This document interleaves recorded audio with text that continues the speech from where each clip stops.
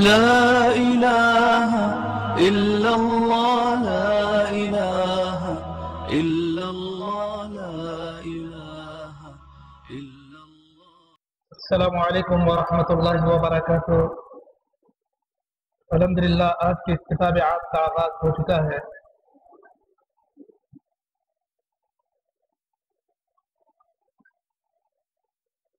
ابھی انشاءاللہ تقریر کے لیے میں فضیلت الشیخ عبدالسلام عمری حفظہ اللہ کو دعوت سخن دیتا ہوں۔ آپ شہر بیدر کے لیے کوئی نئی شخصیت نہیں ہے، الحمدللہ شیخ محترم کے ساتھ آپ کا اکثر یہاں پر آنا جانا ہوا ہے۔ اس سے پہلے مسجد عائشہ کے اندر بھی آپ نے خطاب دیا ہے۔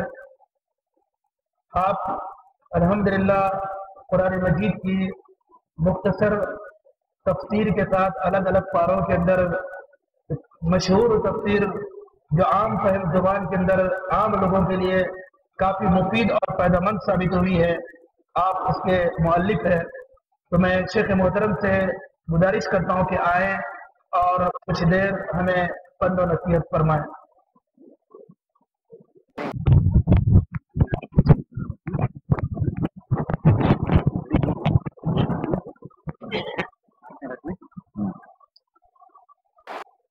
نحمده ونصلي على رسوله الكريم اما بعد۔ برادران اسلام، السلام علیکم ورحمۃ اللہ وبرکاتہ۔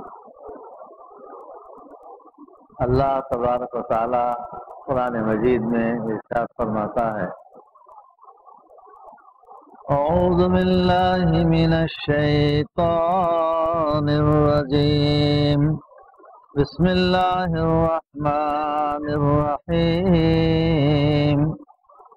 وَأَنفِقُوا مِمَّا رَزَقْنَاكُم مِّن قَبْلِ أَن يَأْتِيَ أَحَدَكُمُ الْمَوْتُ فَيَقُولَ رَبِّ لَوْلَا أَخَّرْتَنِي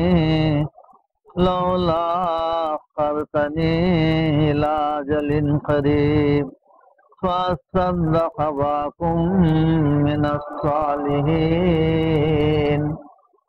وَلَن يُؤَخِّرَ اللَّهُ نَفْسًا إِذَا جَاءَ أَجَلُهَا وَاللَّهُ خَبِيرٌ بِمَا تَعْمَلُونَ۔ برادران اسلام، اللہ تبارک و تعالی فرماتا ہے اور اللہ کی راہ میں خیرات صدقات کرو، نیک کاموں میں حصہ لو، قبل اس کے کہ تمہارے پاس موت آ جائے۔ موت آنے کے بعد آپ کہو گے اے اللہ اور تھوڑا موقع دے، میں خیرات صدقات کرنا چاہتا ہوں، تو اللہ تعالیٰ اس کی اجازت نہیں دیتا۔ پھر اجازت بھی کیسا بول رہا اللہ؟ وَلَن يُؤَخِّرَ اللَّهُ، اللہ ہرگز ایک سیکنڈ کی مہلت بھی نہیں دے گا۔ موت آنے سے پہلے فوراً جو بھی اچھے کام ہی کر لو، کل کریں گے پرسوں کریں گے، اس طرح بولنا غلط بات ہے۔ نماز پڑھ گئی تو جمعہ سے شروع کرتا ہوں، ایسی غلط بات نہیں بولنا چاہیے، کیونکہ ہمارے پاس صرف آج کی زندگی ہے، کل کیا ہونے والا ہم کو معلوم نہیں۔ رات کو کتنے لوگ سو گئے صبح اٹھے نہیں، رات کو کتنے لوگ سو گئے صبح اٹھے نہیں، ایسا ہی مر کر چلے گئے۔ ہمارے پاس جو چیز ہے وہ ہم کر سکتے ہیں، آج ہمارے پاس ہے کل ہمارے پاس نہیں ہے، تو فوراً نیک کام، جتنے بھی نیک کام ہیں فوراً کرنا چاہیے، بعد کے بارے میں سوچنا ہی غلط ہے۔ پھر موت کا وقت آ گیا، مر گئے، موقع پوچھے اللہ نہیں دیا، اس کے بعد خبر میں لے آ کر رکھ دیے، خبر میں بھی آدمی کیا بولے گا؟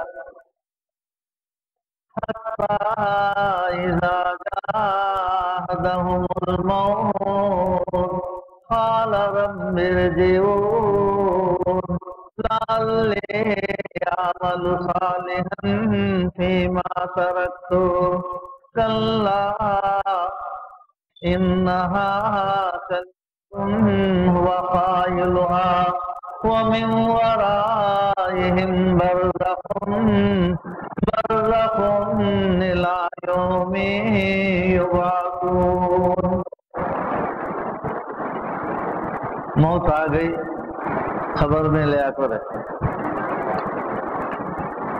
خبر میں رکھنے کے بعد بندہ پھر کہے گا قال رب ارجعون، اللہ مجھے دنیا میں بھیج. تو اللہ پوچھے گا دنیا میں امپورٹنٹ کیا ہے، کون یاد آ رہی، کیا چیز کھو گئی ہے، کیا ڈھونڈ رہی تمہیں یہاں کہ پھر آخرت دنیا میں بھیج بول رہی، کیا کام کے لیے دنیا میں بھیجنا. اللہ میں دنیا میں نیک عمل مس کر دیا، گھرا بنایا، پلاٹا لیا، وہ کرا، بچوں کے شادیاں کیا، پوترے نواسوں کو دیکھا، وہ پورا سب کچھ ہے، لیکن اللہ نیک عمل میں مس کر دیا. نیک عمل مجھے جو کرنا چاہیے تھا وہ میں نہیں کیا. تو اللہ مجھے موقع دے دنیا میں جا کر صرف نیک کام کروں گا، دوسرا کوئی کام نہیں کروں گا. قال کلا، اللہ بولتا ہے یہ بات نہیں ہو سکتی، ہرگز تم دنیا میں واپس نہیں جا سکتے، تم ہرگز دنیا میں واپس نہیں جا سکتے، ہم آپ کو بہت موقع دیے. آدمی کیا بولتا ہے، قرآن میں ہے اللہ تھوڑا موقع دیے تو میں نیک ہو جاؤں گا، میں اچھا ہو جاؤں گا، میں متقی ہو جاؤں گا. اللہ بولتا ہے کتنے علماء ہے، قرآن دنیا میں موجود ہے، علماء کے بیانات کتنے سنے تمہیں، ابھی کیسٹوں میں سنے اور ریڈیو میں سنے، ٹی وی میں سنے، کتنے بیانات آتے تھے. اب ذرا موقع نیک ہو جاتا، 60-70 سال کیا کرتے رہے. یہ دنیا میں ہم عمل کرنے کے لیے آئے، اور عمل کے لیے اللہ اتنا موقع دیا، 60-70 سال کی زندگی دیا، اس میں بھی آپ نیک عمل نہیں کرے تو پھر کب کریں گے. اللہ موقع تو دیا نا بھائی. موقع دینے کے باوجود کیا ہوتا ہے، آدمی زندہ رہتا ہے، گھٹ رہتا ہے، دولت مند سب ہوتا ہے، بھائی کچھ کر لے نیک کام، آئندہ کریں گے، بعد میں کریں گے، حج کر لے بھائی کہ تو نہیں ابھی ذرا شادیاں ہے، یہ ہے وہ ہے، موقع کو گما دیتا. اللہ تمہارا انتظار کرتا نہیں، اللہ ہے نا تمہارا انتظار کرتا نہیں. انہیں ایک موقع دے دیا، موقع آتے فوراً کر لینا نیک کام. سوچنا بعد میں کریں گے، یہ کریں گے، یہ سب ہے نا نہیں ہو سکتا. تو اللہ صاحب بول دیا کلا، یہ بات نہیں ہو سکتی کہ آپ کو دنیا سے پھر آخرت سے پھر دنیا میں تم کو ہم واپس کریں نیک عمل کرنے کے لیے.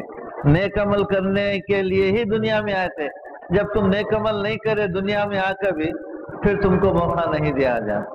کلا انہا کلمۃ هو قائلها ومن ورائهم برزخ الى یوم یبعثون. قیامت تک آپ کو موقع نہیں دیا جائے گا. پھر قیامت کے دن تو حساب کتاب ہے. دنیا کو اللہ اڑا دیتا، دنیا رہتی نہیں تو آتے کہاں سے.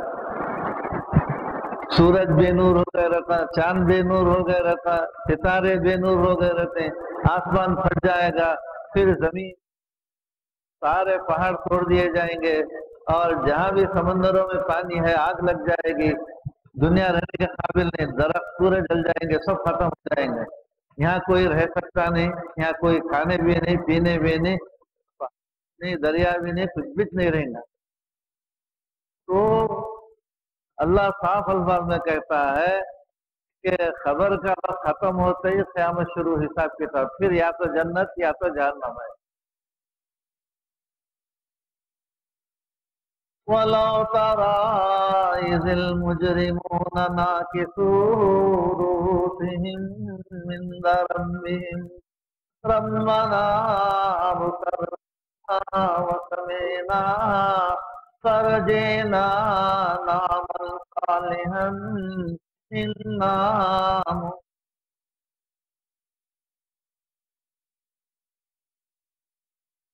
اللہ کے دربار میں کھڑے ہو جائیں گے، سوال جواب، اللہ سوال کرتا رہے گا، بندہ جواب دینا ہے۔ ادھر دیکھے تو بھی آگ ہے، ادھر دیکھے تو بھی آگ ہے، ادھر دیکھا تو بھی اپنی آگ ہی آگ ہے۔ اب اللہ سوال کر رہا ہے، اللہ کو کوئی ٹھکا سکتا کیا؟ اللہ کو کوئی دھوکہ نہیں دے سکتا، کوئی ٹھکا نہیں سکتا۔ صاف صاف معاملہ رہا تو کامیاب ہے، صاف صاف نہیں ہے معاملہ، نماز پڑھا کیا اللہ پوچھتا کیا ہے جواب؟ پڑھے بولے تو پھر اس میں بھی حساب ہے، نماز بولے تو سجدہ رکوع قیام کا نام نماز نہیں، یہ اس کا ظاہر ہے۔ جیسے ایک ناریل ہے، ناریل کو اس کا چھلکا رہتا ہے، چھلکے کے اندر ناریل مغز ہے اصل جو ہم کو چاہیے، ناریل کے اندر اوپر اس کا ایک چھلکا ہے، اس کے اندر ناریل ہے، وہ ہم کو مطلوب ہے۔ کہیں بھی جائے ناریل پانی پیے تو اس کا کھوپرا، اس کا پانی ہمیں چاہتے تھے، خالی چھلکا لے تو چھلکا لے کیا کرتے؟ تو اس طرح ہے نا، ناریل کا تو اس میں وہ بھی رہنا، چھلکا بھی رہنا، اندر کا مغز بھی رہنا، پانی سب ہے تو ناریل ہے۔ اسی طریقے سے موسمی ہے، نارنگی ہے، بادام ہے، بادام کا ایک چھلکا ہے، اندر اصل رہتا ہے۔ تو نماز اصل کیا ہے؟ ہم نماز پڑھ رہے ہیں تو ہم کو کیا ہے؟ شیطان لگا ہوا ہے، اطمینان دیتا تو سجدہ کر لیا، رکوع کر لیا، نماز پڑھ لیا بولتا ہوں، انہیں بولتے ہی بڑا ایماندار آدمی بولے سر کا اس کی بات ہم سن لیتے، انہیں بول رہا نا صحیح چاہیے تو مطمئن، مرتے ہی آخرت آتی اللہ اس سوالات کر رہا تو کیا ہے؟ نماز ویسی نہیں ہے جیسے اللہ چاہتا ہے۔ قد أفلح المؤمنون الذين هم في صلاتهم خاشعون والذين عن اللغو معرضون والذين هم للزكاة فاعلون والذين هم لفروجهم حافظون۔ کامیاب ہو گئے مومن۔ کون مومن؟ کیسے مومن کامیاب ہے؟ نماز خشوع خضوع کے ساتھ پڑھنے والے، رکوع بھی کر رہے ہیں، سجدہ بھی کر رہے ہیں، نماز اس طرح پڑھ رہے ہیں اللہ ہمارے سامنے ہے، یہ آخرت ہمارے سامنے ہے، ڈر کے ادب سے وہ سب اللہ کا خوف کھاتے ہوئے ڈرتے ہوئے نماز پڑھتے ہیں، خشوع خضوع بولتے اسے، اطمینان کے ساتھ، سکون کے ساتھ اور اللہ سے ڈرتے ہوئے۔ ایسی نماز، ایسی نماز ہے کیا تمہارے پاس؟ نہیں بولے تو پھر کیسے کامیاب ہو؟ پھر اس کے بعد اللہ تبارک تعالیٰ کہتا ہے قد افلح المؤمنون الذين هم في صلاتهم خاشعون والذين هم عن اللغو معرضون۔ غیبت چغلی سے منہ موڑتے ہیں، یعنی جو مومن ہیں صحیح معنوں میں وہ غیبت اور چغلی نہیں کرتے۔ ہماری حالت ویسی ہے کیا؟ قرآن صاف الفاظ میں کہتا ہے ان الصلاۃ تنہی عن الفحشاء والمنکر۔ اللہ بول رہا ہے شک کتنا ہے اس کے اندر، یہ یقینی بات ہے، سچی بات ہے، پکی بات ہے، نماز برائی اور بدکاری سے روکتی ہے، وہ برائی بدکاری نماز کرنے نہیں دیتی، کرنے چھوڑتی نہیں آپ کو بولتا اللہ تعالیٰ، اور یہ بات سچی ہے بول رہا ہے۔ آج کیا ہے؟ نماز پڑھ تو سیدھا جھوٹ دھوکہ اس میں اتر جاتے ہیں، جھوٹ ہے، دھوکہ ہے، ڈنڈی مارنے والے ڈنڈی مارتے ہیں، نماز پڑھ لے جا کے سیدھا۔ نماز یہ سب برائی کرنے نہیں دیتی بولتا قرآن، اللہ تعالیٰ خود بول رہا ہے، سچی بات ہے نا بھائی اللہ کی، نماز آپ کو برائی کرنے نہیں دیتی بول رہا ہے۔ ہم برابر برائی کر رہے ہیں، نماز نہیں روکتے ہیں، ہم کو خوشی سے کر رہے ہیں، خوشی سے کر رہے ہیں، جان بوجھ کو کر رہے ہیں، سب کر رہے ہیں۔ تو جائزہ لینا نہیں، کیا بھائی دیکھنا نہیں ہم کدھر جا رہے ہیں ملک کو، ہم دین کو ہی کیا، اللہ ایسی نماز پسند کرتا کیا؟ سیدھے ہو جانا. دیکھیے موت آنے سے پہلے سیدھے ہو جانا. ٹیڑے گئے بولے تو پھر اللہ کے پاس جواب نہیں دے سکیں گے، کامیاب نہیں ہو سکیں گے. کلمہ پڑھنے کا مطلب کیا ہوتا مانا؟ کلمہ کوئی پڑھتا ہے، کوئی مسلمان ہوتا ہے، اس دن سے انہیں برائی کو چھوڑ دینا انہیں برائی کو. ایک مسلمان کا تو ایک نیک آدمی، نیک کام کرنے والا آدمی، ایک اچھا آدمی آج ویسا ہے کیا؟ سوچنے کی بات ہے. ویسا نہیں ہے آج. مومن مسلمان کا مطلب کیا ہے؟ برائی چھوڑ دیا، اب نیکی کے راستے پہ آیا انہیں، اللہ اور رسول کی فرما برداری کے راستے میں آ گیا انہیں. اب اللہ برائی کرنے کا حکم دیتا کیا؟ نبی کریم صلی اللہ علیہ وسلم کی سنت برائی کرنے کی ہے کیا؟ برائی چھوڑنے کی ہے. ہم رسول کی سنت پر عمل کرنے والے ہیں تو برائی چھوڑ دینا. ہم اللہ کے فرما بردار ہیں تو اللہ برائی کرنے کا اجازت نہیں دیتا. اب مکے کے کفار و مشرکین مکے کے اندر، کعبۃ اللہ کے اندر ننگے طواف کرتے تھے. کیا بولتے تھے معلوم؟ اللہ حکم دیا ہے ہم کو ننگے طواف کرنے کا. بولتے اللہ برائی کا کیا حکم ہے؟ ان اللہ یامرکم بالعدل والاحسان. اللہ تعالیٰ تو نیکی اور بھلائی احسان کا حکم دیتا ہے، برائی اور بدکاری کا اللہ تعالیٰ حکم نہیں دیتا. اسلام کیا ہے؟ اللہ کے احکامات کا نام ہے، رسول کے احکامات کا نام ہے. اللہ رسول تو اچھائی کا حکم دیتے ہیں، پھر ہم کس پر عمل کر رہے ہیں؟ اچھے احکام پر عمل کر رہے ہیں یا برے اعمال پر عمل کر رہے ہیں؟ آپ خود اندازہ لگا سکتے ہیں. تو برادران اسلام، اب آدمی کو غلطی کا احساس آخرت میں ہوا، میں غلط ہوں بول کر. اب یہاں دیکھو، نماز ہم نہیں پڑھتے، 100 میں 10 مسلمان پڑھتے رہیں گے، 90 مسلمان نہیں پڑھتے. نماز کیسی چیز؟ فرض چیز. فرض کا مطلب کیا ہوتا ماں؟ کمپلسری آپ کو پڑھنا ہے. آپ بیمار ہے تو بھی نماز پڑھنا ہے، آپ بڈھے رہے تو بھی نماز پڑھنا ہے، آپ جنگل میں رہے تو بھی نماز پڑھنا ہے، آپ میدان جنگ میں رہے تو بھی نماز پڑھنا ہے. نماز معافی نہیں ہے،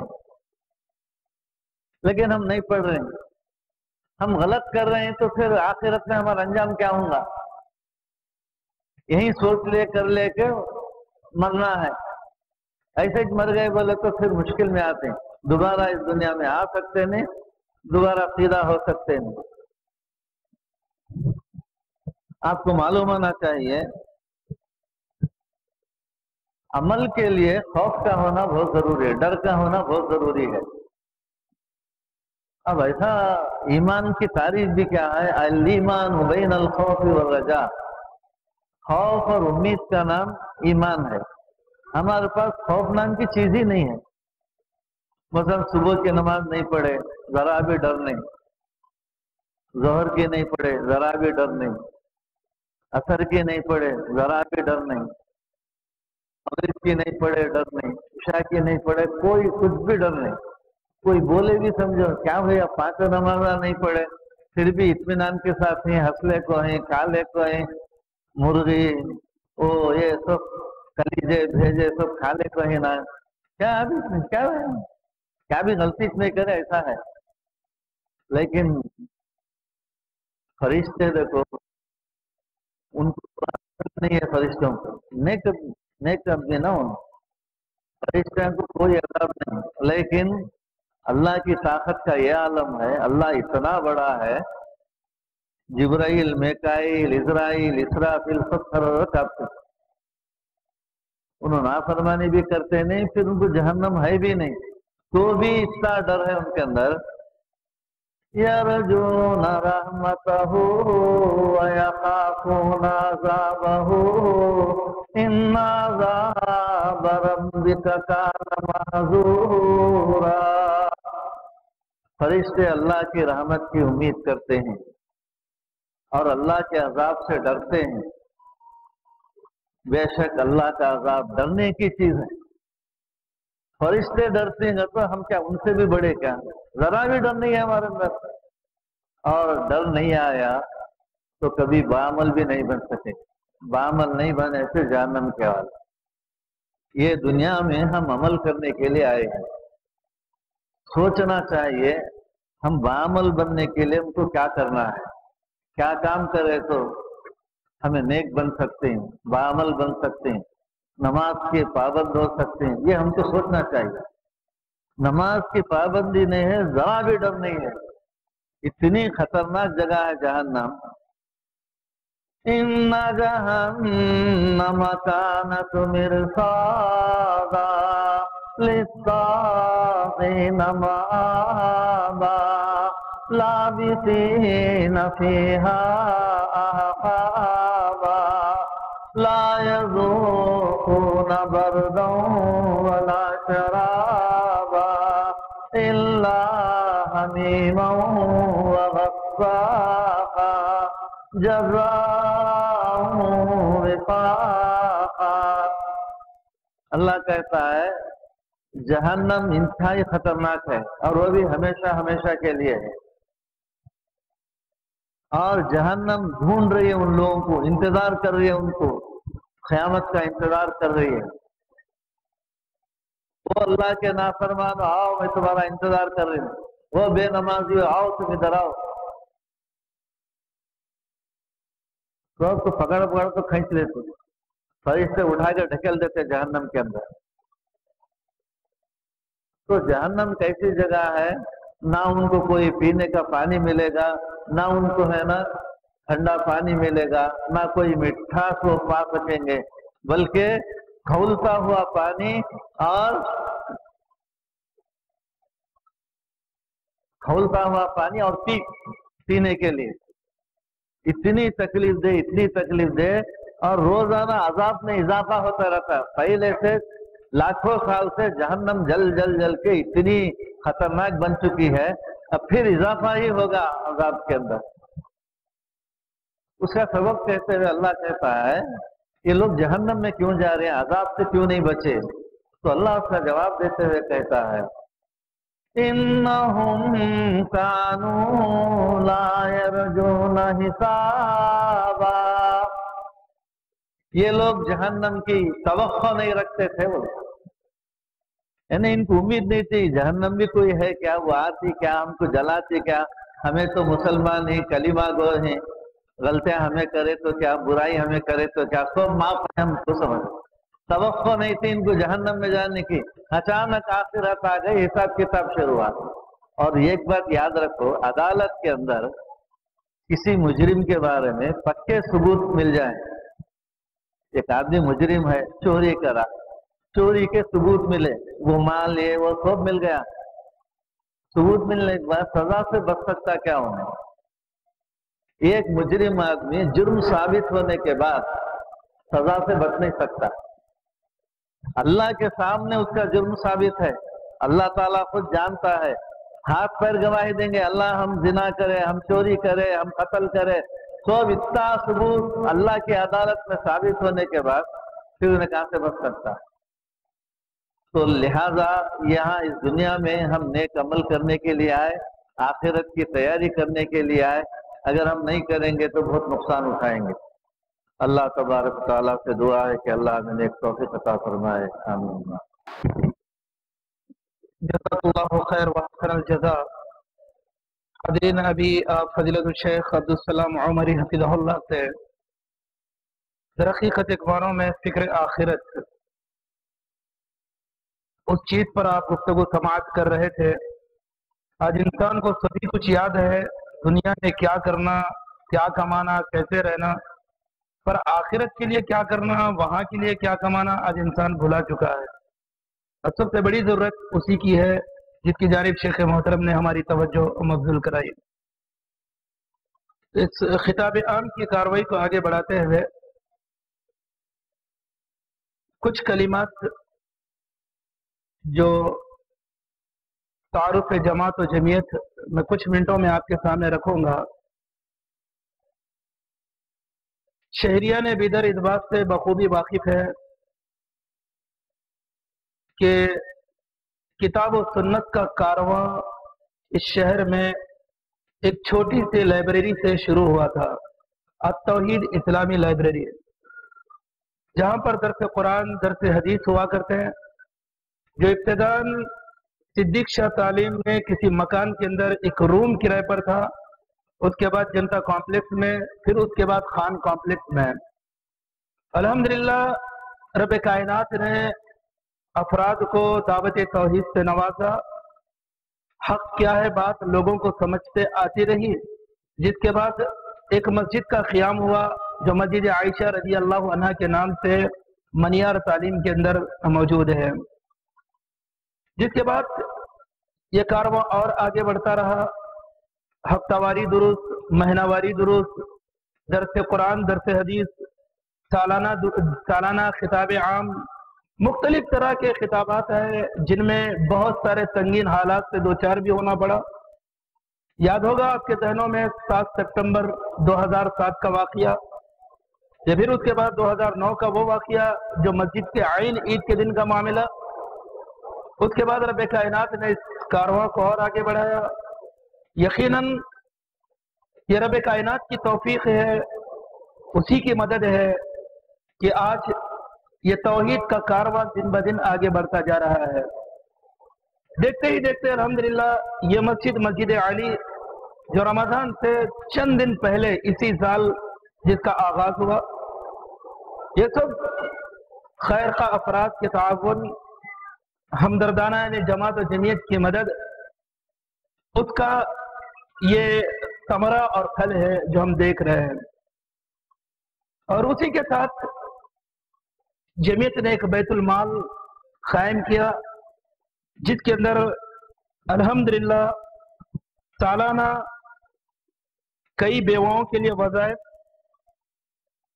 اور اسی طرح سے رمضان میں غربا مساکین کے لیے رمضان کا راشن، اس کے بعد عید کے لیے تحفہ عید الفطر، غریب لڑکیوں کی شادی کے لیے، یقیناً لڑکیوں کی شادی کے لیے تو کچھ خرچ نہیں ہونا چاہیے، غریب لڑکے کی شادی کے لیے تعاون ہو رہا ہے، یقیناً یہ بہتر چیز ہے، کیونکہ لڑکی کے لیے تو شرعاً کوئی خرچ کی ضرورت نہیں ہے۔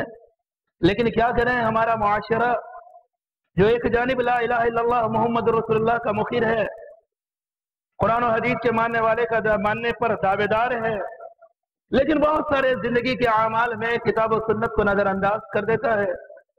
یہی نکاح کا معاملہ اگر ہر مسلمان نوجوان، ہر مسلمان ماں باپ اپنی اولاد کی شادی قرآن و حدیث کے موافق کر اگر کرانا شروع کر دے تو لڑکی والوں کو 1 روپے کا خرچ نہیں آئے گا۔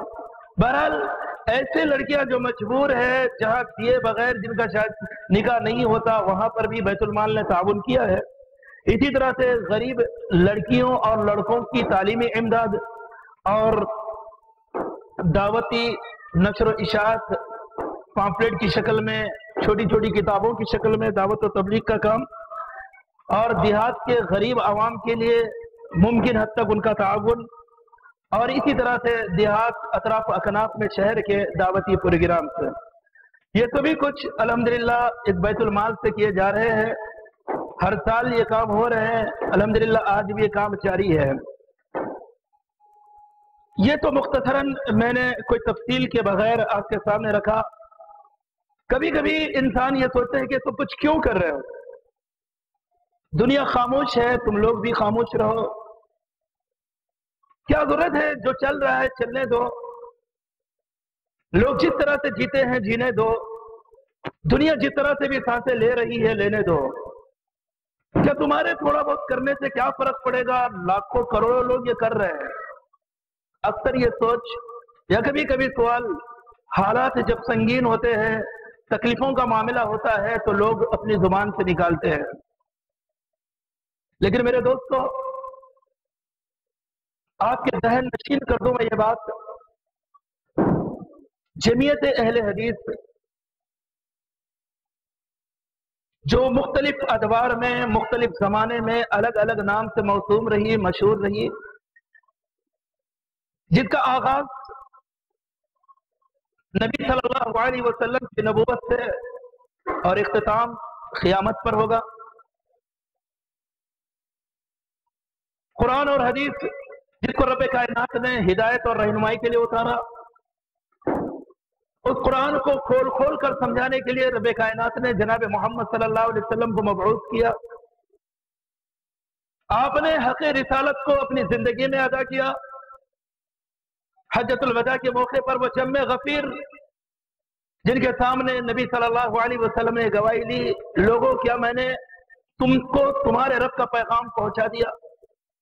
پھر وہی نبی صلی اللہ علیہ وسلم نے اس اپنے فرمان کے ذریعے بلغوا عنی ولو آیا، میری ایک بات اگر کسی کو پتا ہے وہ دوسروں تک پہنچائے.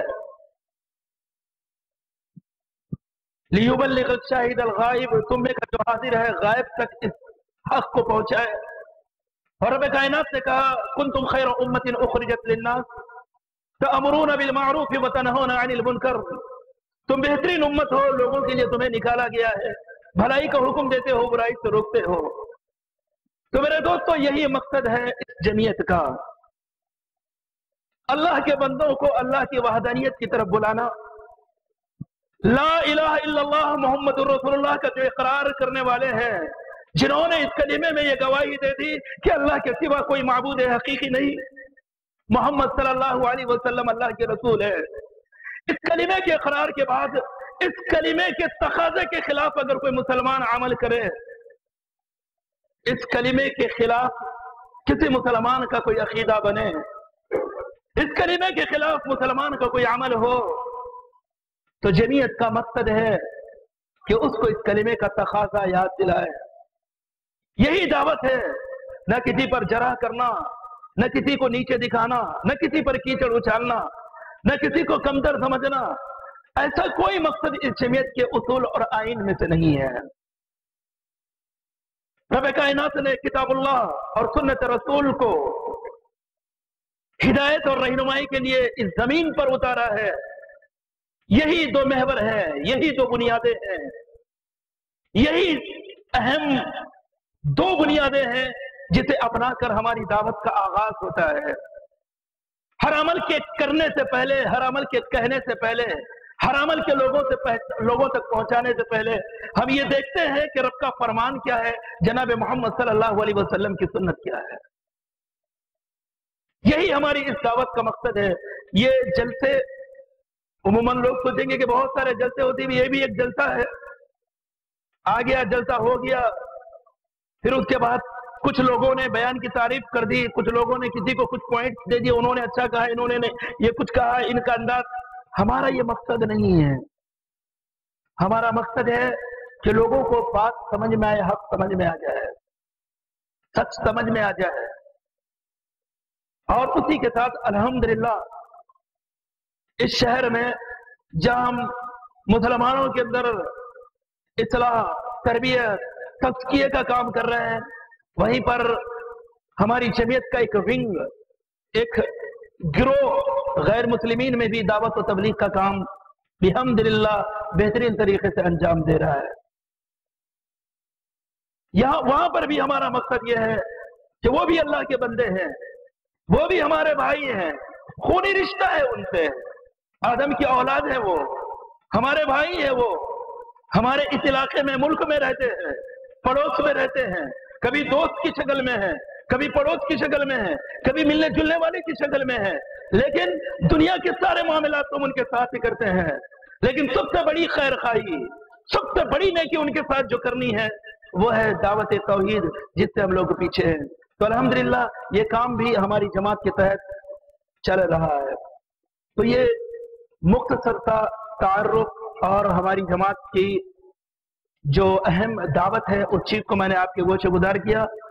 میں زیادہ وقت لینا نہیں چاہوں گا قبل اس کے کہ میں اس کاروائی کو آگے بڑھاؤں. آپ حضرات سے گزارش ہے کہ درمیان کی جگہ کو پر کر لیں، آگے آ جائیں، تاکہ آنے والے لوگ آنے والے لوگ کھڑے نہ رہ سکیں، بلکہ انہیں بھی جگہ ہو جائے.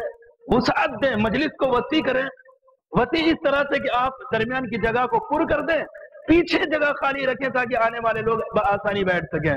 آپ حضرات سے گزارش ہے کہ جلد سے جلد قریب سے قریب ہو جائیں. قبل اس کے کہ میں فضیلت الشیخ کو دعوت سخن دوں، جناب سلیم خان صاحب سے میری گزارش ہے کہ آپ نظم پیش کریں۔ دنیا کے مسافر منزل تیری قبر ہے، دنیا کے مسافر منزل تیری قبر ہے، طے کر رہا ہے جو تو دو دن کا یہ سفر ہے، طے کر رہا ہے جو تو دو دن کا یہ سفر ہے، جب سے بنی ہے دنیا لاکھوں کروڑ آئے، جب سے بنی ہے دنیا لاکھوں کروڑ آئے، باقی رہا نہ کوئی، مٹی میں سب سمائے، باقی رہا نہ کوئی، مٹی میں سب سمائے، اس بات کو نہ بھولو سب کا یہی حشر ہے، اس بات کو نہ بھولو سب کا یہی حشر ہے، دنیا کے مسافر منزل تیری قبر ہے، محلوں میں سونے والے مٹی میں سو رہے ہیں، محلوں میں سونے والے مٹی میں سو رہے ہیں، شاؤ گنا یہاں پر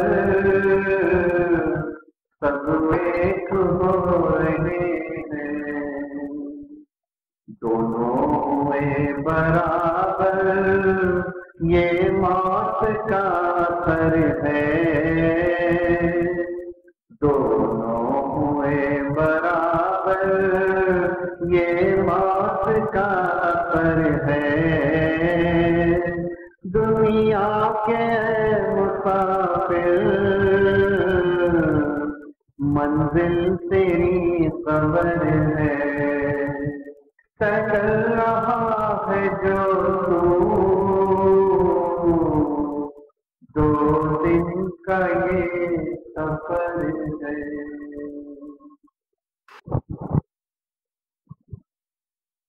جزاک اللہ خیر۔ ابھی آپ نے ایک درد بھری نظم سنی، یقیناً زندگی کی یہی حقیقت ہے۔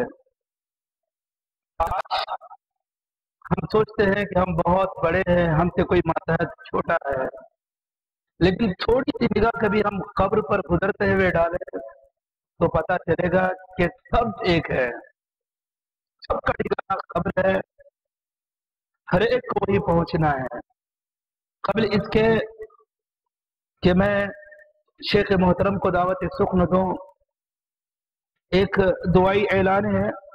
جناب صلاح الدین صاحب جن کی خالہ کی طبیعت انتہائی ناساز ہے، دعا کرے کہ اللہ تبارک و تعالیٰ انہیں صحت و تندرستی عطا کرے، اللہ انہیں صحت کاملہ عاجلہ عطا فرمائے، اللہ انہیں ایسی صحت دے کہ بیماری باقی نہ رہے۔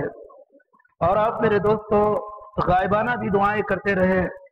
یقیناً ہم پیٹھ پیچھے کسی کے لیے دعا کرتے ہیں تو ملائکہ فرشتے ہمارے لیے دعا کرتے ہیں۔ اور ایک اور اعلان، انشاءاللہ شیخ محترم کا خطاب ہوگا، شیخ محترم کے خطاب پر اذان عشاء ہوگی، اس کے بعد نماز ہوگی، اس لیے اطمینان سے سکون کے ساتھ تشریف رکھیں کہ نماز عشاء انشاءاللہ اختتام اجلاسی پر ہوگی۔ اس اجلاس کی بنیاد پر آج جو وقت طے ہے اس وقت پر نماز عشاء مؤخر کر کے اختتام اجلاس پر نماز عشاء ادا کی جائے گی۔ فضیلت الشیخ ظفر الحسن مدنی حفظہ اللہ، آپ ہمارے لیے محتاج تعارف نہیں ہے، الحمدللہ دنیا جانتی ہے آپ کو، آپ دیکھتے تھے پہلے پیس ٹی وی۔ اللہ سے دعا کریں کہ اللہ تبارک و تعالی حالات کو پھر سے پلٹ دے، حالات کو پھر سے بدل دے، جہاں پر آپ کے کئی خطابات ہوتے ہیں، اور اسی طرح سے دبئی شارجہ کے اندر آپ کے مختلف مقامات پر، اور آپ جانتے ہوں گے کہ اکثر ہم لوگ باہر کام کرتے ہیں، جب اپنے ملک چھٹی پر آتے ہیں تو سوائے ہمیں ہمارے کام کے کچھ یاد نہیں رہتا، لیکن دعا کرے اللہ رب العزت سے اللہ شیخ محترم کو صحت و تندرستی عطا کرے، اللہ آپ کی عمر میں اضافہ کرے، تا دیر آپ کا سایہ ہم پر باقی رکھے۔ آپ ان چھٹیوں کو بھی غنیمت سمجھتے ہیں، اور آپ کے انڈیا پہنچنے سے پہلے پورے انڈیا کے اندر کہاں کہاں پروگرام ہونا ہے، کبھی کبھی تو دن میں 3 4 پروگرام ایک ساتھ ہوتے ہیں، سفر لگاتار ہوتا ہے۔ اللہ آپ کو اس کا بہترین بدلہ دے، اللہ تبارک و تعالی آخرت میں توشے کی شکل میں یہ آپ کو عطا کرے، اور اللہ تبارک و تعالی اسی طرح تا دم آپ سے یہ دعوتی کام لیتا رہے۔ اسی کے ساتھ میں فضیلت الشیخ ظفر الحسن مدنی حفظہ اللہ کو دعوت شکر دیتا ہوں کہ آپ آج کا جو عنوان مسلمانوں کے موجودہ حالات ذمہ دار کون، اس عنوان پر خطاب کریں۔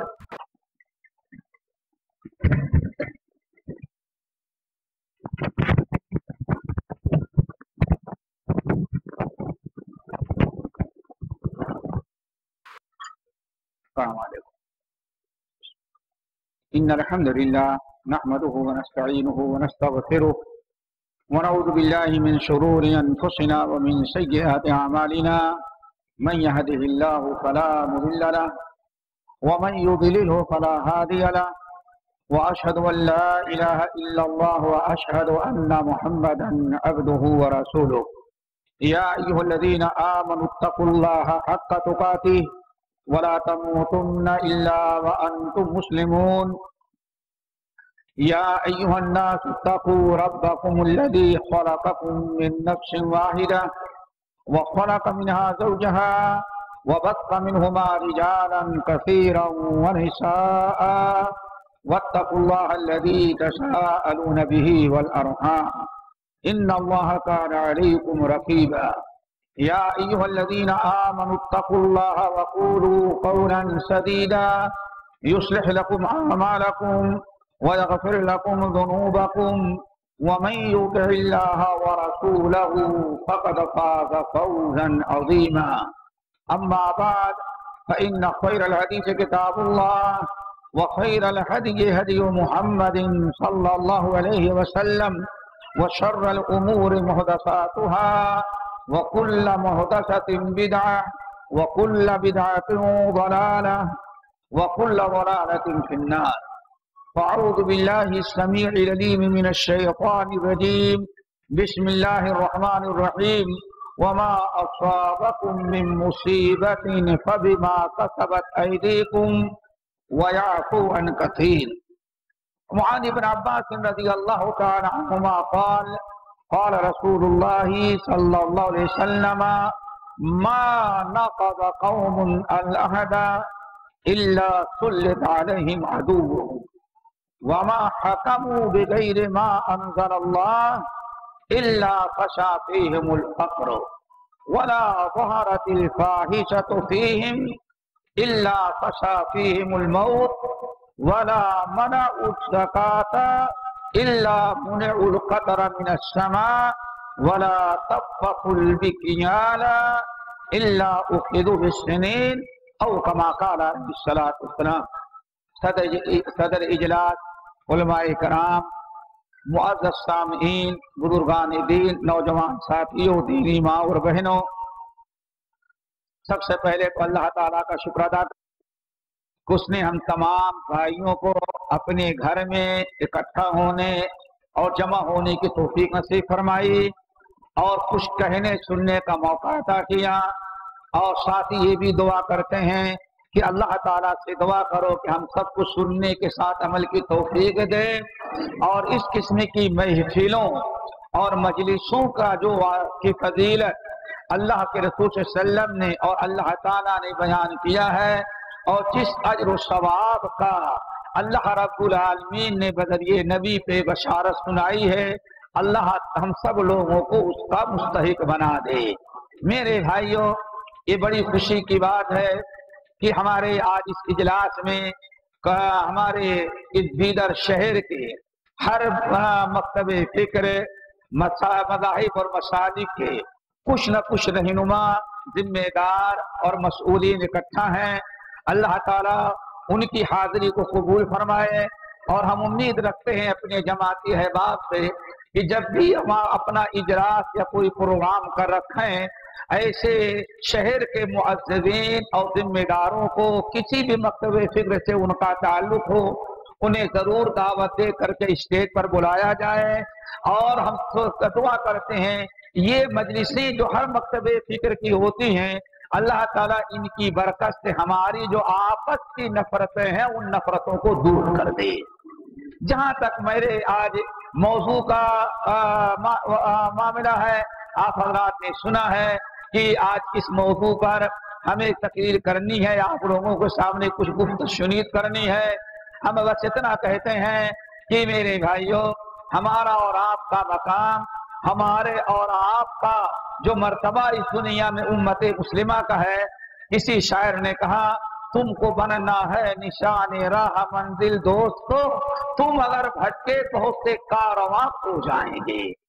سارا معاملہ ہے اگر ہم سیدھے ہیں تو پوری کائنات درست ہے، اور اگر ہم نہ بگڑ جائیں، ہمارے اندر فساد اور بگاڑ آ جائے تو میرے بھائیو کائنات میں کوئی چیز صحیح نہیں رہ سکتی۔ ظہر الفساد فی البر والبحر بما کسبت ایدی الناس، اللہ تعالیٰ ارشاد فرماتے ہیں شہروں میں، دیہاتوں میں، جنگلوں میں، گاؤں اور قریے میں، یہاں تک کہ سمندروں میں اور دریاؤں میں کوئی ایسی جگہ نہیں ہے جہاں انسانوں کے بدعملی اور انسانوں کے بگڑ جانے کے بعد کوئی چیز سکون کی زندگی گزار رہی ہو۔ سمندر کے تہ میں رہنے والی مچھلیاں بھی ایک دوسرے پر ظلم کرنے لگی ہیں، اور سبب کیا ہے؟ سورہ روم کی آیت اللہ فرماتے بما کسبت ایدی الناس، لوگوں نے گناہ شروع کیا، لوگوں نے برائیاں شروع کی، اللہ اس کے رسول کی نافرمانیاں شروع کی، جس کی بنا پر کائنات کی کوئی چیز امن و امان سکون سے نہیں ہے، ہر ایک فساد زدہ اور مشکلات میں گھرا ہوا ہے۔ میرے بھائیو، قرآن پاک ساری مشکلات کا حل ہے۔ اللہ تعالیٰ نے قرآن پاک کو کبھی انشاءاللہ موقع ملا تو بتائیں گے، قرآن پاک کے اللہ تعالیٰ نے 4 خوبیاں بیان کی ہیں۔ سورہ یونس کی آیت یا ایھا الناس، یا ایھا الناس قد جاءتکم موعظہ، تمہارے پاس موعظہ آ گئی ہے۔ اللہ قد جاءتکم موعظۃ من ربکم، اللہ رب العالمین نے تمہارے پاس قرآن بھیجا ہے، یہ موعظہ ہے۔ موعظہ کس کو کہتے ہیں دوستو؟ موعظہ وعد و نصیحت جو کہتے ہیں نا، اسی وعد سے موعظہ ہے۔ موعظہ کس کو کہتے ہیں؟ موعظہ کہتے ایسے واقعات، ایسی داستانیں، ایسے قصے، ایسے حوادث کہ جن کو دیکھنے کے بعد انسان کو عبرت اور نصیحت حاصل ہو، کہ واقعی اس شخص نے یہ حرکت کیا جس کی بنا پر اس کو یہ مصیبت آئی ہے، اس کے کردار کو دیکھ کر کے اس کے اوپر جو مصیبت آئی ہے ہم نصیحت حاصل کریں کہ ہم وہ کردار نہ کریں جو اس نے کیا ہے۔ اس کے بھیانک منظر کو دیکھ لینے کے بعد ہم اپنے آپ کی اصلاح کر لیں، عبرت و نصیحت حاصل کریں۔ اس کو قرآن پاک نے کیا کہا ہے؟ موعظہ، موعظہ ہے۔ اللہ تعالیٰ ہم سب کو قرآن سے عبرت و نصیحت حاصل کرنے والا بنائے۔ ایک مثال آپ لوگوں کو دیتے ہیں، ایک مسلمان قوم، غیر قوم نہیں، ہم مسلمان قوم کی بتا رہے ہیں، حضرت موسیٰ علیہ السلام کی قوم نے، جس کو کہا جاتا بنی اسرائیل، آپ حضرات جانتے ہیں جب تک آخری نبی محمد صلی اللہ علیہ وسلم دنیا میں نہیں آئے تھے مسلمان دو قومیں سمجھی جاتی تھی جن کو اہل کتاب کہا گیا، ایک یہود اور دوسرے نصارہ۔ یہ بنی اسرائیل امت مسلمہ ان کو کہا جاتا تھا۔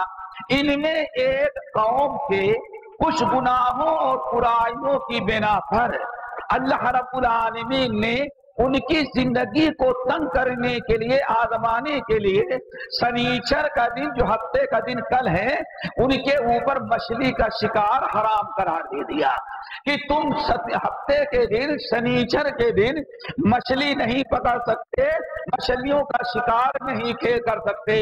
ایک عرصے تک تو اللہ تعالیٰ کے اس حکم کو بنی اسرائیل نے قبول کیا، لیکن بعد میں وہ اس پر قائم نہ رہ گئے۔ انہوں نے سوچا کہ بھائی بغیر اچھا اللہ نے کیا کیا، ایک تو ہفتے کے دن مچھلیوں کا پکڑنا ان کے اوپر حرام قرار دے دیا۔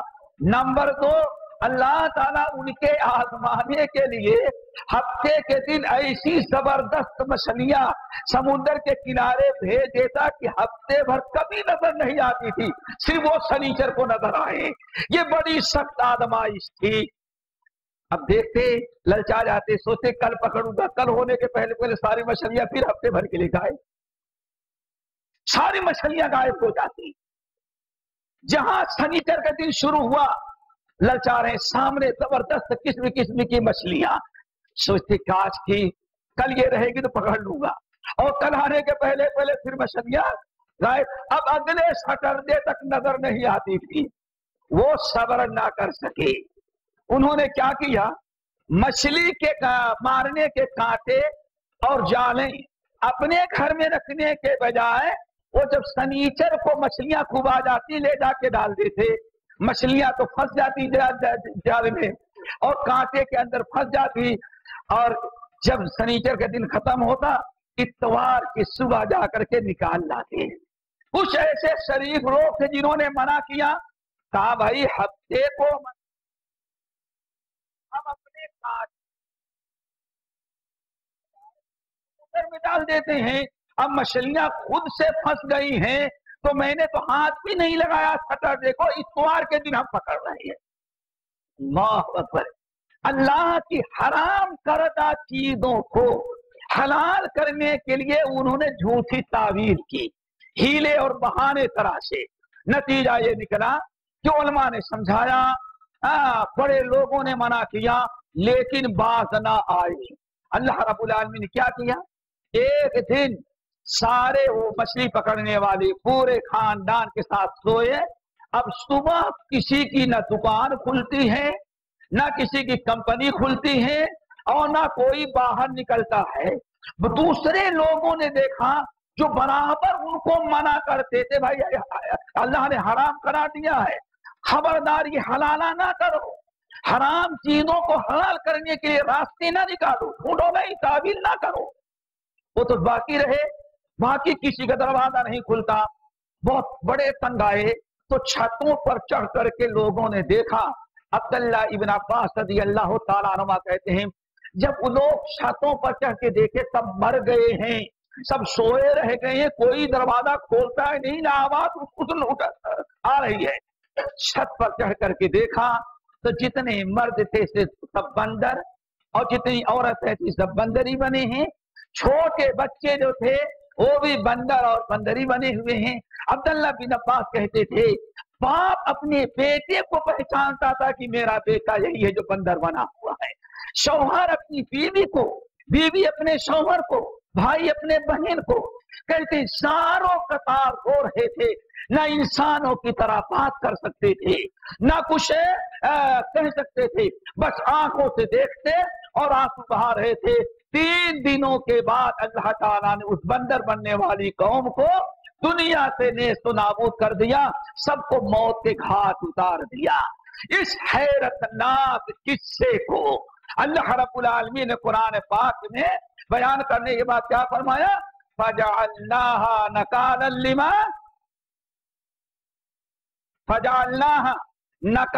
لِمَا بَيْنَ يَدَيْهَا وَمَا खल्फा, और क्या बनाया, वमौइज़तन लिलमुत्तकीन, वमौइज़तन लिलमुत्तकीन, हमने डरने वालों के लिए इस किस्से को मौइज़ा बनाया है। इसलिए मेरे भाइयों, ये मौज़ा की बात हम बता रहे थे। कुरान पाक में हमें मौइज़ा के तौर पर कौम इज्जत की जिंदगी कब गुजारी और जिल्लत की जिंदगी कब गुजारी, खुशहाली की जिंदगी कब उनको अल्लाह ने अता किया और जिल्लत और रुसवाही की जिंदगी कब उन्हें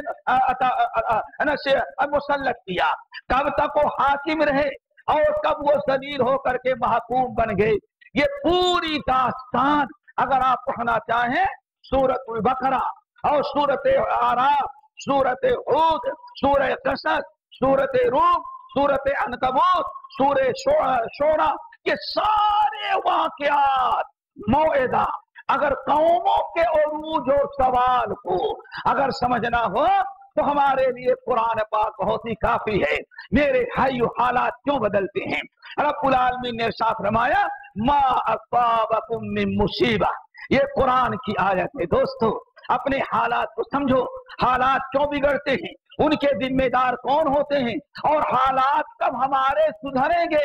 रब्बुल आलमीन ने कुरान में और नबी अलैहिस्सलाम ने अहादीस में सब बयान कर दिया है। सिर्फ इसी एक आयत को सामने रखें, रब्बुल आलमीन ने इरशाद फरमाया मा असाबकुम मिन मुसीबतिन फबिमा कसबत अयदीकुम व याफू अन कसीर। अल्लाहु अकबर। मा असाबकुम मिन मुसीबतिन, अदना दर्जे की मुसीबत भी तुमको उस वक्त तक मुसलमानों नहीं पहुंचती।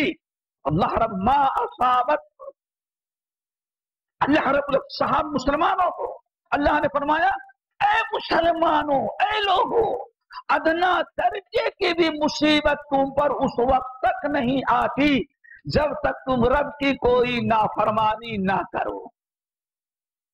जब तुम अल्लाह ताला की नाफरमानी, रसूल की नाफरमानी करते हो, फिर अल्लाह ताला तुम्हारे ऊपर मुसीबतें नाजिल करता है। मा असाबकुम मिन मुसीबतिन फबिमा कसबत अयदीकुम व याफू अन कसीर, तुम्हारे ऊपर कोई मुसीबत उस वक्त तक नहीं आती जब तक कि तुम कोई गलती और गुनाह ना करो। फिर अल्लाह क्या फरमाते हैं, व याफू अन कसीर, ये भी याद रखना अल्लाह ताला जो तुम्हारे गुनाहों की सजा दे रहे हैं तो अक्सर गुनाहों को तो माफ कर देता है, वो सिर्फ बात गुनाह है जिसकी सजा तुम्हें मिल रही है।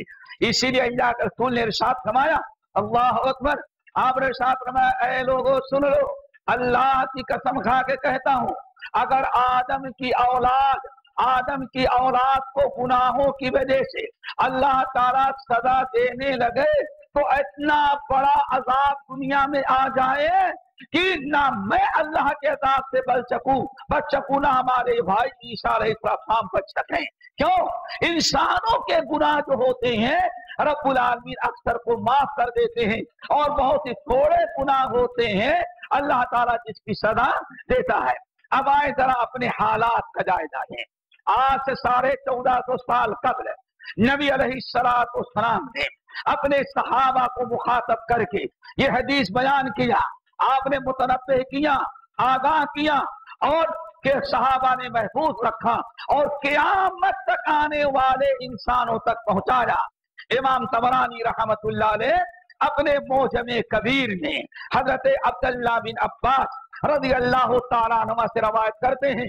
यही एक हदीस अगर हम समझ लें तो हमारे सामने बहुत सारे मसाइल की वजाहत हो जाती है। आपने फरमाया मा नक़ल कौमुन अल अहदा इल्ला सुल्लित अलैहिम अदुव्वुहुम। नंबर 2 आपने फरमाया वमा हकमू बिगैरि मा अनज़लल्लाह इल्ला फशा फीहिमुल फक़्र। नंबर 3 आपने इरशाद फरमाया वला ज़हरतिल फाहिशतु इल्ला फशा फीहिमुल मौत। नंबर 4 वला मनाऊ ज़कात अमवालिहिम इल्ला हुबिसानहुमुल क़त्ल। और 5वीं चीज वला तफ़्फ़ुल मिकियाला इल्ला उक़िदू बिस्सिनीन औ कमा क़ाल अलैहिस्सलाम। आपने इरशाद फरमाया हालात कैसे बदलते हैं, हालात क्यों बदलते हैं? آپ نے فرمایا 5 خمسن بخمسن، ایک موقع فرمایا خمسن بخمسن، اے لوگوں 5 کے بدلے 5۔ اب صحابہ کرام سمجھ نہ سکے 5 کے بدلے 5 روپے کے بدلے 5 روٹی، 5 کے بدلے 5 آم، کیا ہے 5 کے بدلے؟ 5 مرد کے بدلے 5 عورتیں، کیا ہے؟ صحابہ نے کہا یا رسول اللہ ما خمسن بخمسن، 5 کے بدلے 5 کیا چیز ہے؟ آپ نے ارشاد فرمایا 5 گناہ ہیں اور ان 5 گناہوں کے بدلے 5 عذاب ہیں۔ خمسن بخمسن، 5 گناہ تم کرو گے اور ہر گناہ کے بدلے اللہ تعالیٰ نے ایک عذاب مقرر کر رکھا ہے۔ کتنے خطرناک وہ گناہ ہیں۔ خمسن بخمسن کا مطلب یہ ہے۔ صحابہ نے کہا وما ہن یا رسول اللہ تو لوگ 5 گناہ کون ہوں گے؟ اب ذرا غور سے سنو اور اللہ تعالیٰ سے دعا کرو ان 5 گناہوں سے ہم سب کو توبہ کرنے کی توفیق نصیب فرمائے۔ سب سے پہلا گناہ ما نقض قوم العہد الا سلط علیہم عدوہم، اللہ تعالیٰ کسی قوم سے کچھ وعدہ لیتا ہے اور اس قوم کو دنیا کے اندر قوت اور طاقت اور عزت اور حکومت اور سلطنت سے نوازتا ہے، لیکن جب اللہ تعالیٰ انہیں یہ نیکیوں یہ ساری چیزیں دیتا ہے تو ایک وعدے کے تحت، کس کے تحت؟ وعدہ لیتا ہے۔ جب تک وہ قوم وعدہ پورا کرتی ہے تب تک اللہ تعالیٰ اس کی حکومت باقی رکھتے ہیں، اس کی عزت باقی رکھتے ہیں، اسے قوت و سلطنت سے نوازتے ہیں، خوشحالی سے نوازتے ہیں۔ لیکن جب وہ قوم اللہ تعالیٰ کے کیے ہوئے وعدے کو توڑ دیتی ہے پھر اللہ تعالیٰ کیا کرتے ہیں؟ اب ذرا غور سے سنو، ما نقض قوم العہد الا سلط علیہم عدوہم، ایک قوم جس کو اللہ تعالیٰ عزت دیا، حاکم بنایا، بادشاہت عطا کی، حکومت و سلطنت، عزت مال و دولت سرداری عطا کیا، پورے ملک کے ساری قومیں ان کے سامنے سر جھکائے رکھتی تھی، ان کی اطاعت و فرما برداری کے لیے گردنیں جھکاتی تھی، لیکن جب انہوں نے اللہ تعالیٰ کے وعدے کو توڑ دیا، اللہ تعالیٰ کے عہد کو توڑ دیا تو اللہ نے کیا کیا؟ سلط علیہم عدوہم، اللہ تعالیٰ نے دشمنوں کو ان کے اوپر مسلط کر دیا۔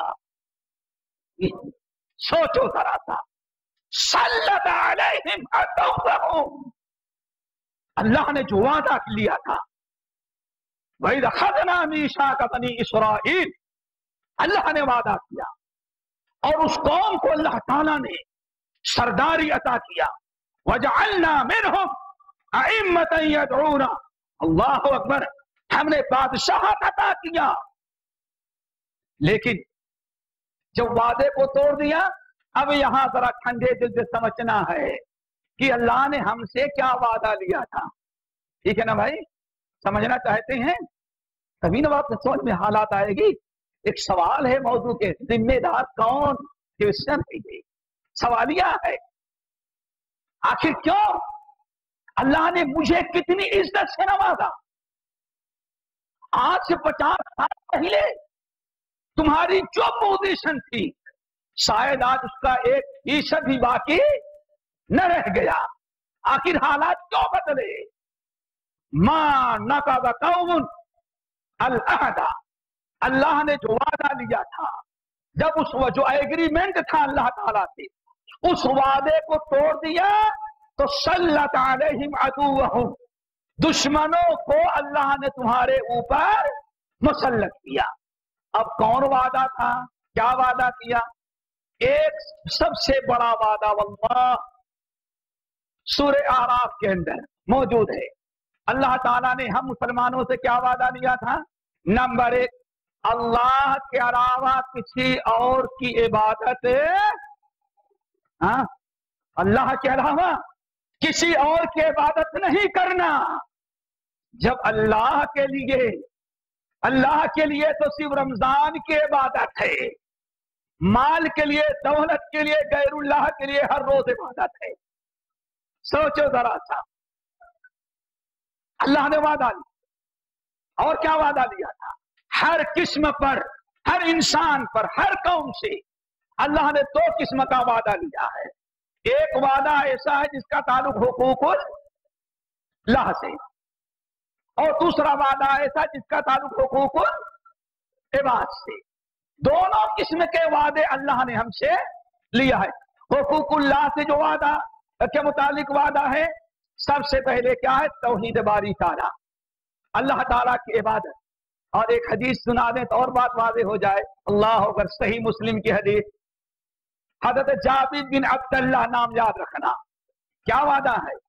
اللہ کے رسول کے پاس آئے، ہم نے کہا یا رسول اللہ، حضرت عبداللہ جابر بن عبداللہ کہتے ہیں یا رسول اللہ بایعنی، آپ مجھ سے بیعت کیجیے۔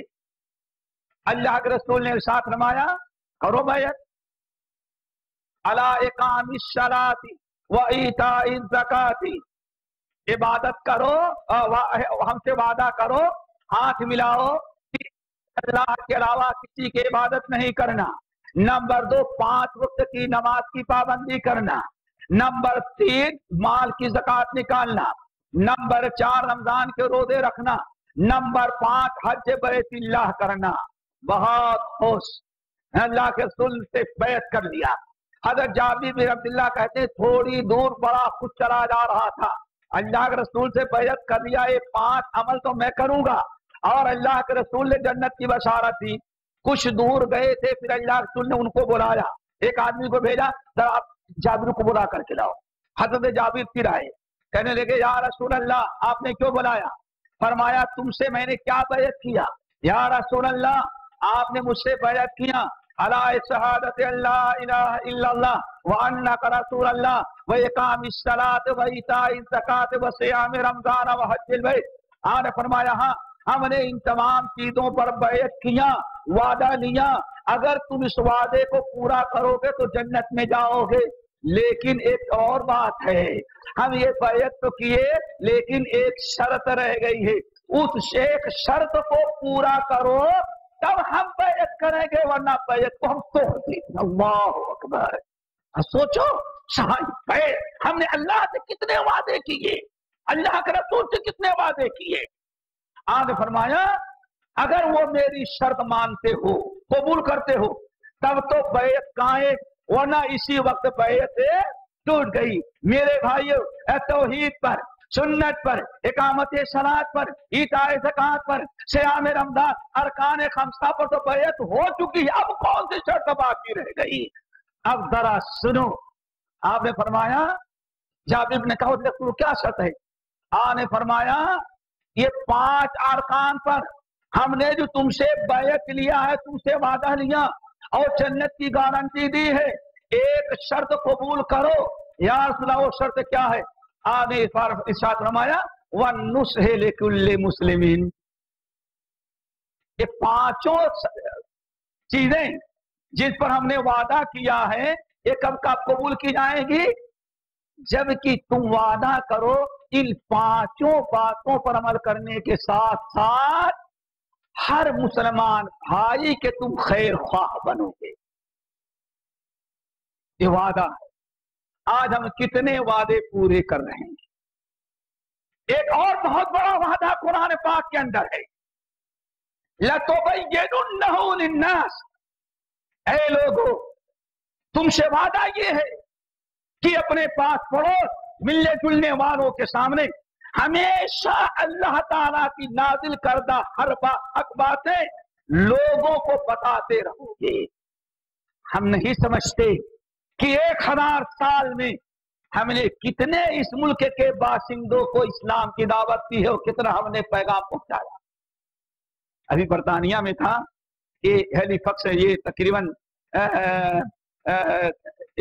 جولائی کی آخری تاریخ سنڈے کو، تو میں نے ایک واقعہ بتایا، لوگوں کو بڑا اس پر حیرت ہوا۔ آج ہم لا الہ الا اللہ محمد رسول اللہ محمد